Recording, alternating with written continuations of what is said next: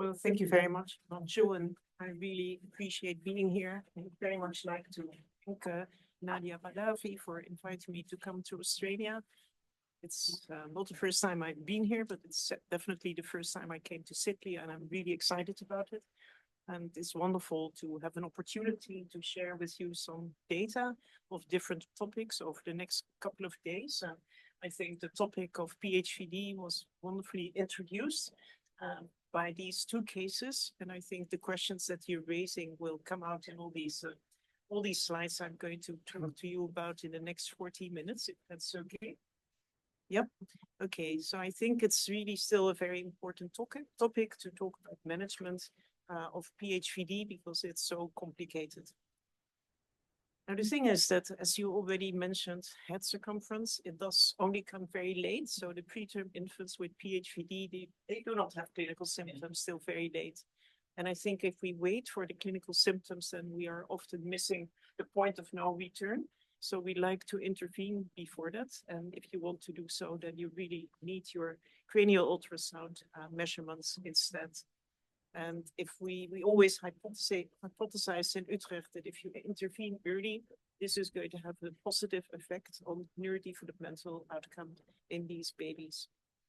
So just to set the scene, hemorrhages, we know they can be small, they can be big, like in this nice drawing from Kari in 2021. And we also know that the PHVD is more likely to occur in the babies who have the severe hemorrhages, so the grade 3 and the periventricular hemorrhagic infarction. We don't like to say grade 4 anymore. Most of these bleeds will occur within the first 72 hours, and PHVD will develop in about 50% of those who have the severe IVH, and this will develop within the first 14 days, usually by the end of the first week.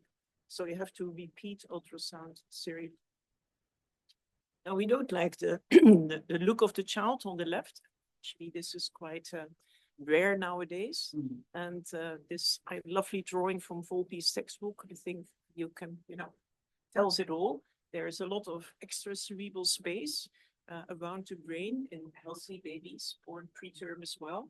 And you can see that here on the right, it's a small IVH, and you see that there is still, at this early age, there's a lot of CSF surrounding the brain. So if you want to wait for clinical symptoms like a full fontanelle and splaying of the sutures, this is going to take a couple of weeks before this cavity is really filled and expanding. So there's really no role for asking for head circumference and measuring head circumference because that will all take place so many weeks later. And even there was a paper about this in 2014, that there was a lack of correlation between the head circumference and cranial ultrasound findings in preterm infants. So then the question always is, when do we start intervention? And well, I think there are still many centers across the world that wait for clinical symptoms to occur, looking for sunsetting or rapid decrease in head circumference. Or if you plot the data in the graph for the +4 millimeter line to be crossed. So this is the P97, and then 4 millimeters above is often taken as the start to intervene in many of the trials that have been done.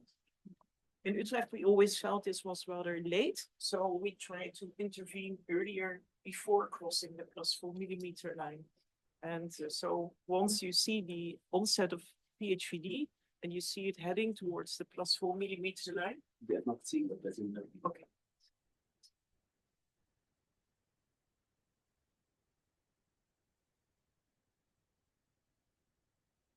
Can you all see the presenter view now, like the proper slide view? We can. So they are in edit mode, Himanshu. Maybe if you full slides. What do I do? Start present in maybe F5. Yeah, then on the display settings on the top, change to presenter view. Yeah. Yeah, that's better. Okay. Got it. Okay, and can you see my arrow? Yes. Yes. So we would start somewhere here. And then, of course, we would always do the measurements and measure the ventricular width. It was initially called index, but it's really the width going from the midline to the lateral border of the lateral ventricle, and also take the ballooning kind of measurements, which is the anterior horn width. And I think these should kind of guide you when you're going to start intervention.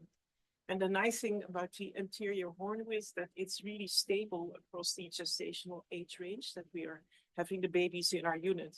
So you can see here that it doesn't really cross above 3 until very late. A lot of ballooning takes place. And if it's more than 6, then the ventricles look really round in shape.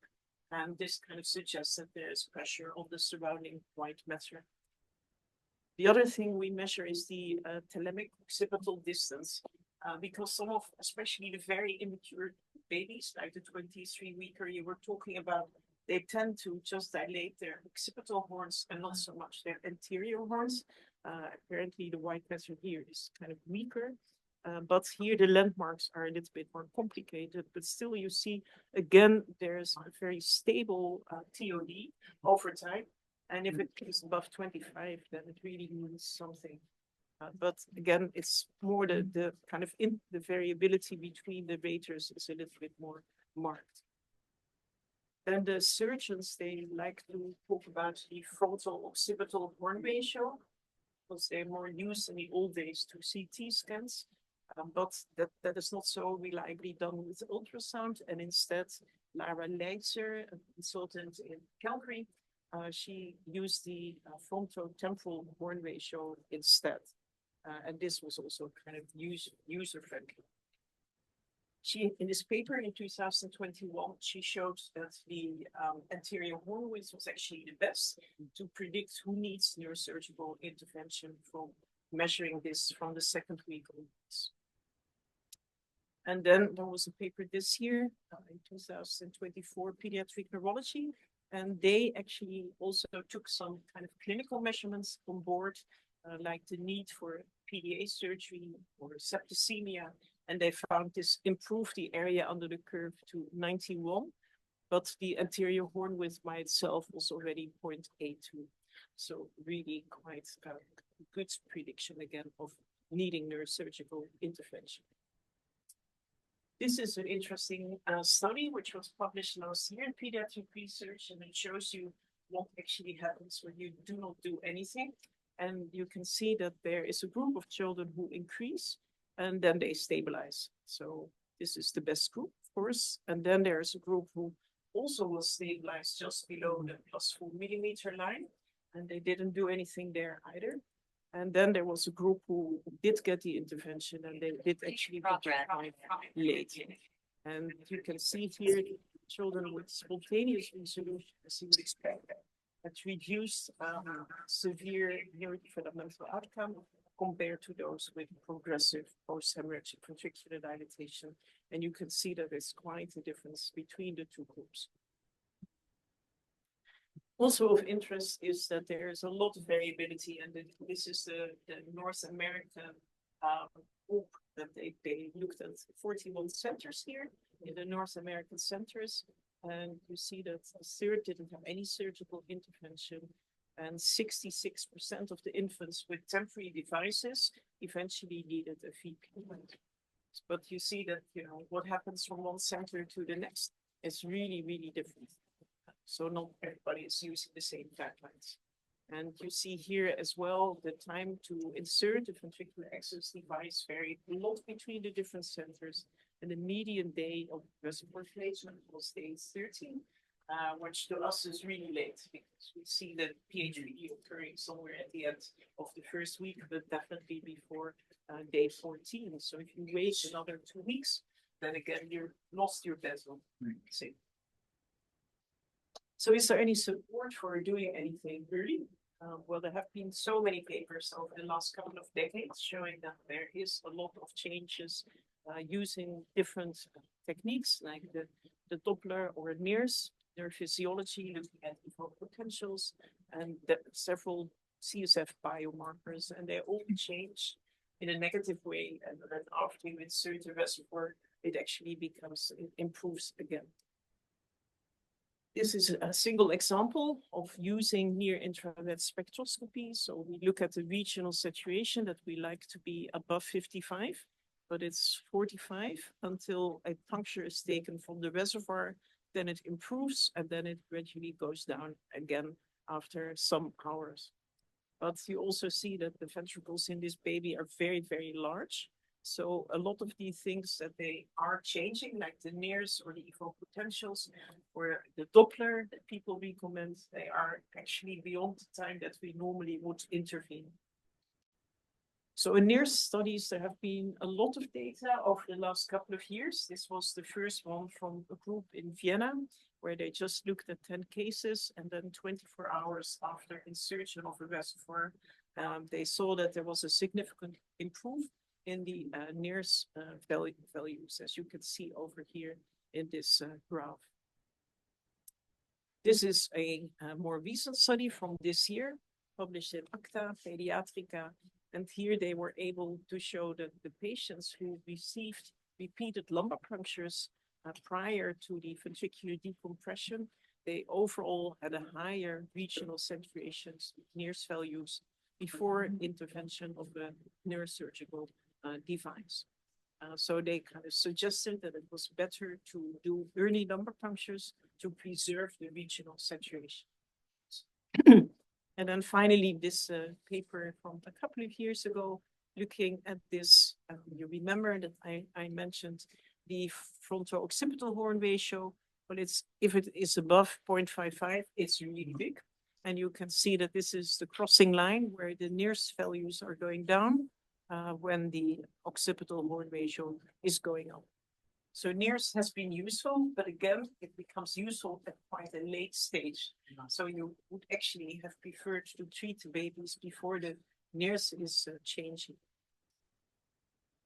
Then diffusion tensor imaging. We've done a small study looking at this a couple of years back, and just 21 babies, and these children were overall treated quite early.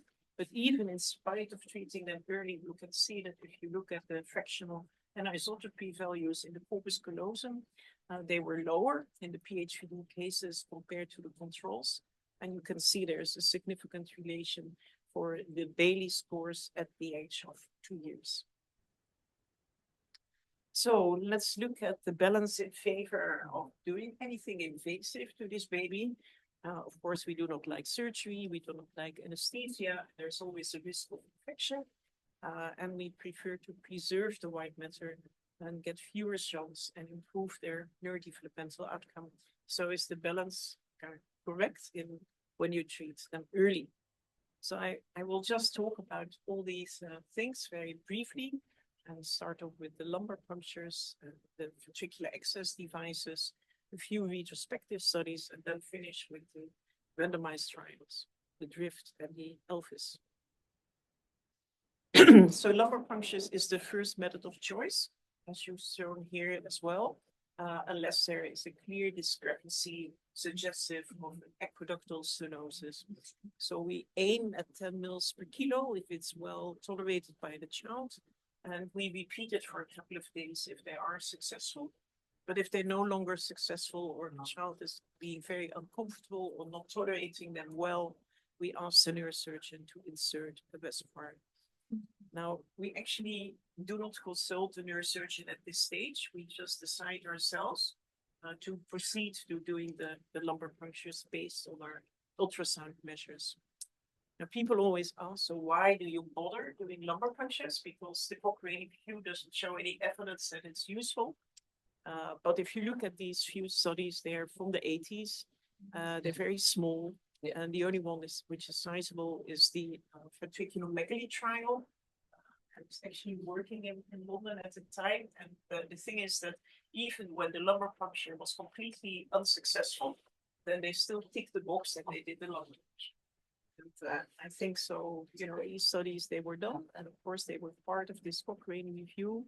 But I don't think they were particularly helpful. And then in Utrecht, we did a study in 200 babies with PHVD. And you can see that most of these 214 did get a lumbar puncture done. And 30% of these cases, this was the only thing that was needed. So I still think it's worthwhile to try, unless you see babies like this. You know, if this is really going to be so big, you're never going to help the baby enough. And if there is on this sagittal view, you see a very large third ventricle and a small fourth ventricle suggestive of aqueductal stenosis. And then we would also ask the surgeon to intervene with a reservoir immediately. So this is an example, and you think, why did you do any lumbar punctures? Well, there was an increase going in the direction of the +4. So we did a lumbar puncture early, twice, and then you see that everything stabilized and the MRI at term equivalent age looks quite good. And the outcome was also good in this case. So sometimes it's just 1 or 2 lumbar punctures, which may change the scene, and you don't have to do anything else. But here we see that this was not sufficient, but again, we started off with lumbar punctures. Then there was an increase again, and you especially have to look at the red symbols because this is on the side of the preventricular hemorrhagic infarction shown here. So this will be bigger, of course, anyway. But then it stabilized after the reservoir for many, many weeks. And we usually start thinking about putting in a shunt when the child is around 2 kilo. And of course, the protein has to be low and the red cells have to be low and the CSF as well. And then we always do a challenge before we are proceeding to the VP shunt. And then you can see when we stop tapping, there's an increase immediately once again, and we decide then that we need to put in a shunt. And you can see here the MRI after the shunt was inserted. And of course, we cannot change this. This is there, will be there. Now, we are very hesitant about doing ventricular taps. We actually never do them anymore. And it's because the brain will look like this. And you are not able to put in the tap every time in the same place. So it's really like putting in all these needle tracks all over the place. And you're kind of hurting the brain every time you're doing it. Now, in this baby, you can see on the mid-sagittal plane, there's a very large third. There's a ballooning fourth ventricle, and this poor cerebellum is hardly visible anymore. It's all the way pushed backwards. So they before transferring the baby to us, they felt they had to do something. And that's why you see these needle tracks and also a negative diastolic flow of the Doppler. But I think really, if at all possible, avoid doing the ventricular taps. So we asked the neurosurgeon to insert the reservoir. And here you see one sitting there with the tip in the lateral ventricle. The main thing is to get a really wide incision, so you don't have to scar across the reservoir, because then you're more likely to get descension of the wound. And this is a very old slide just to show you the setup. But of course, it's not done like this. It's done like this under very hygiene conditions.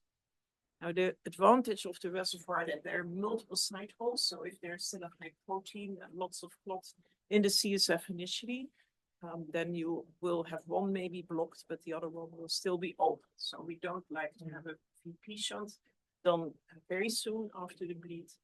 And then we are tapping 1 mil per minute, so not to make shift too quickly. And we usually take 10 mils per kilo in about 15 minutes. Now, a huge change was with, this is one of our nurses who did her PhD on PHVD. And she said, why can we not do taps? You know, why should the neurosurgeon or the neonatologist be doing it? And the thing is that sometimes we have like 3 or 4 babies at the same time having a reservoir, and there's just one resident on during the night, and then all of a sudden he's called to go to delivery. So they were rushing through it, and the nurse can look after the baby and pick the right time to be doing the tapping. And so they took over in 2010, and what you see is that there were no infections since, because nurses are known to be very much more hygienic than doctors. And so they did a great job. And I think talking recently to the team, they still didn't have any infections since. So that's great work. and I think we have to be grateful to them. So you can either do a ventricular reservoir, or you can also do the subgaleal shunt, and it's really the choice of the neurosurgical team. I have no experience with the subgaleal shunt. Some people say it's an advantage because you don't need to tap, and it kind of goes spontaneously under the skin, so there's less of a risk for the infection. But of course, also the pocket can only expand so much. And I always feel a little bit sorry for the parents when they come into the unit and the child looks like this. But on the other hand, there's no difference either in the complication rate or in the need for a VP shunt subsequently. So I think it just depends what you get used to and that you prefer. Otherwise, probably going to be similar.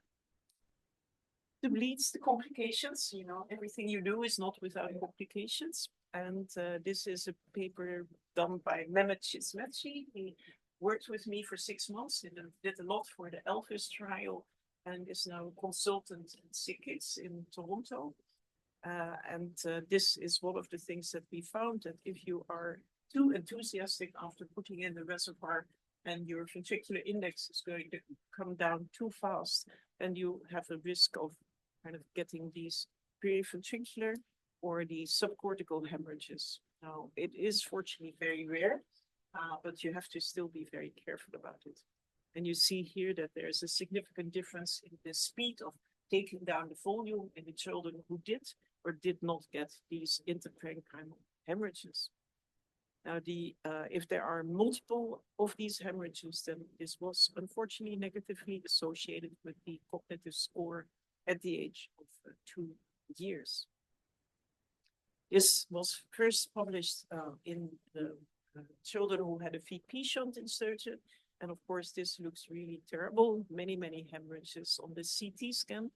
And here again, there was a rapid change in the volume after putting in the shunt.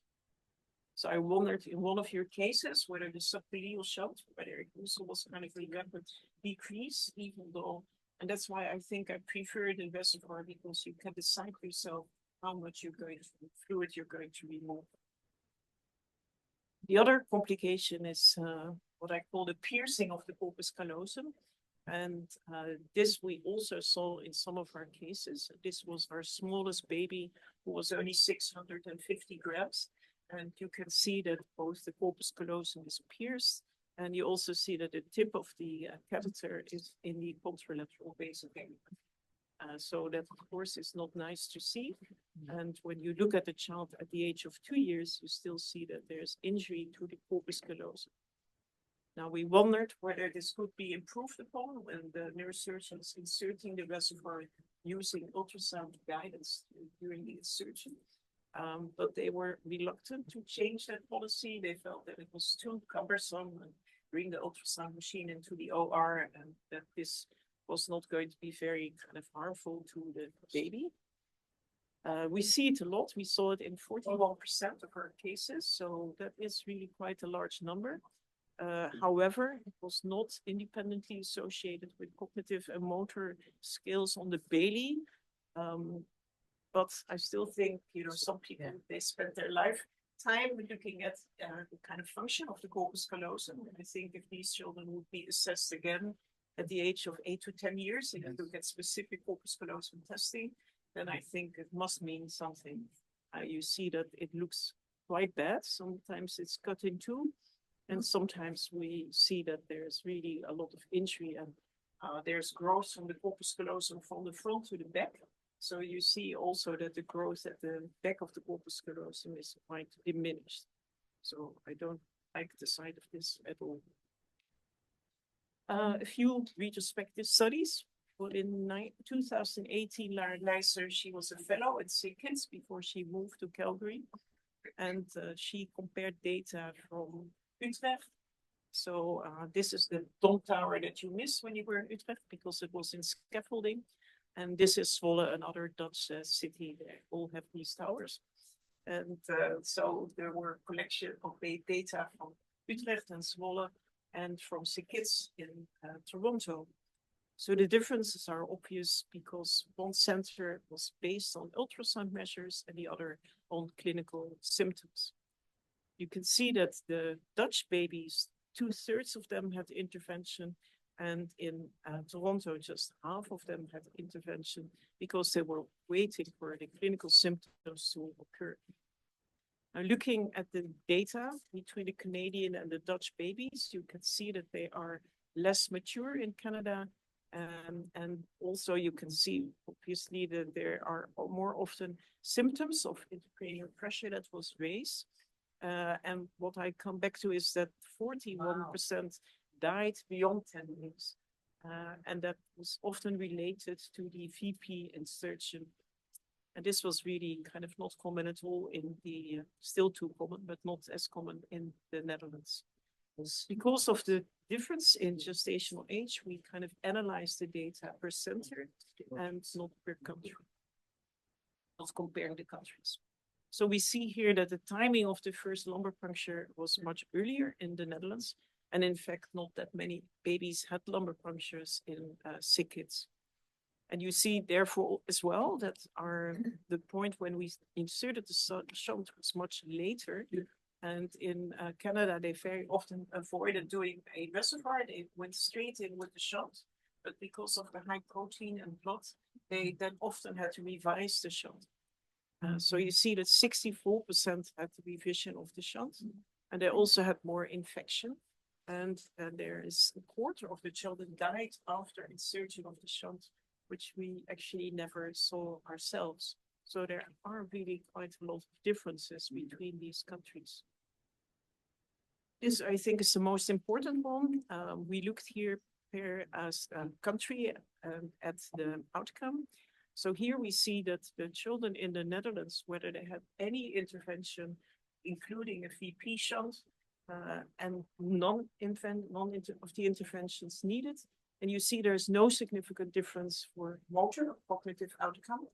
But if you look at the Canadian babies, then you see that they were getting the intervention late and they were doing significantly worse.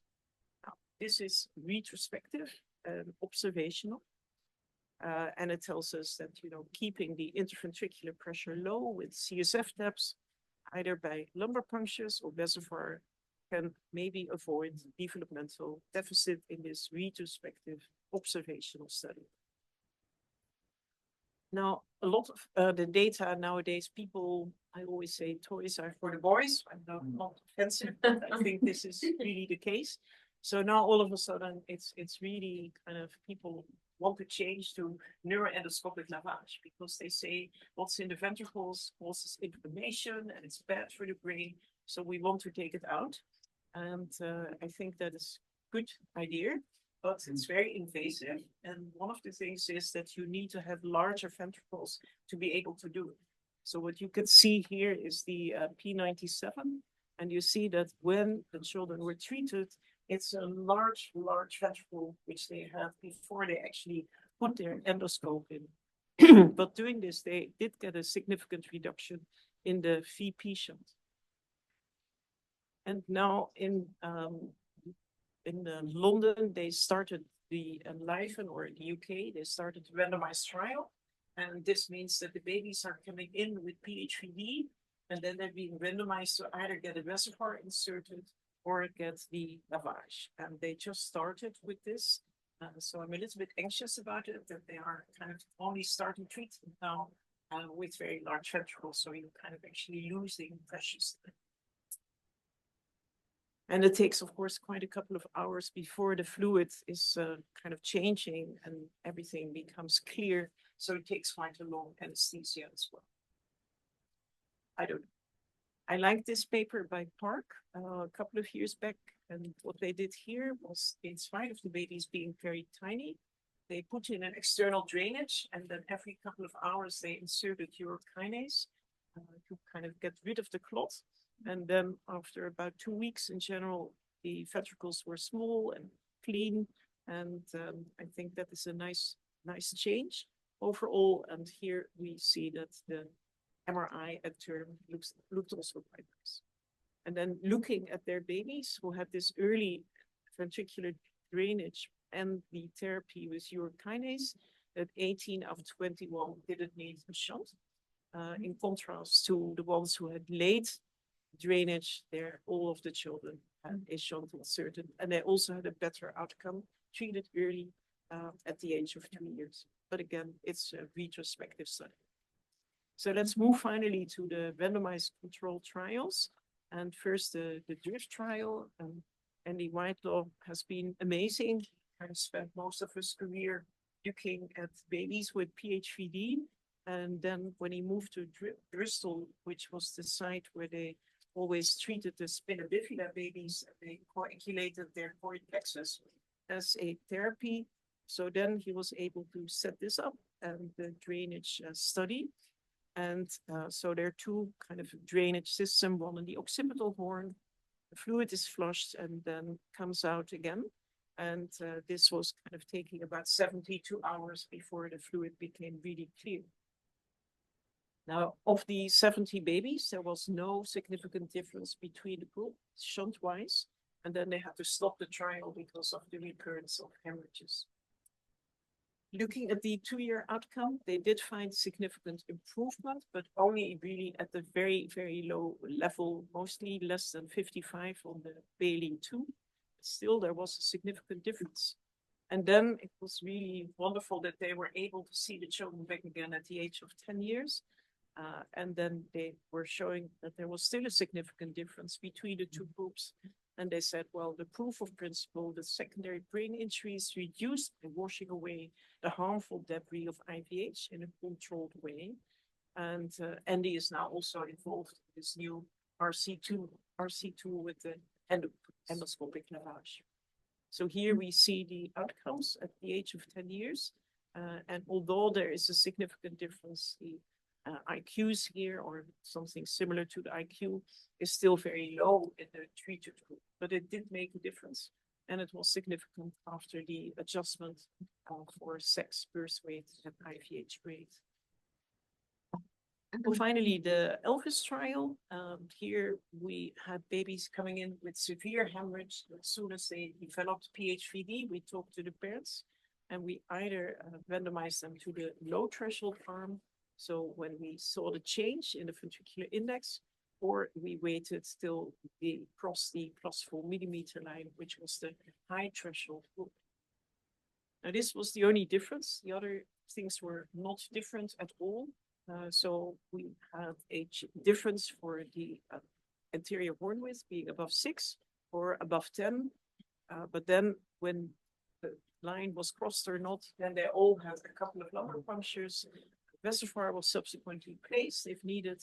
And then after about 4 to 6 weeks, we challenged them. And if they needed still intervention, then eventually they were given a VP shunt. So there were no significant difference for these factors, also not for the periventricular hemorrhagic infarction being there. And then, of course, we looked initially whether there was a reduced need for VP shunt, which was not the case. But at the same time, we saw that the number of children needing a VP shunt was the lowest reported in the literature. It was around 20% compared to like 40 to 60% in other studies. And there was also no significant difference for the death rate. But of course, we were more invasive and there were more reservoirs and more lumbar punctures that were performed.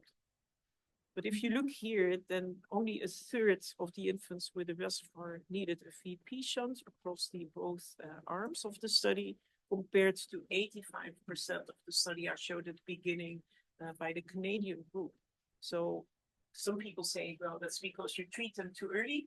So you're not treating the PHVD, but you're just treating the bleed. But I don't think so. I think it's a good time window to be treating the infants.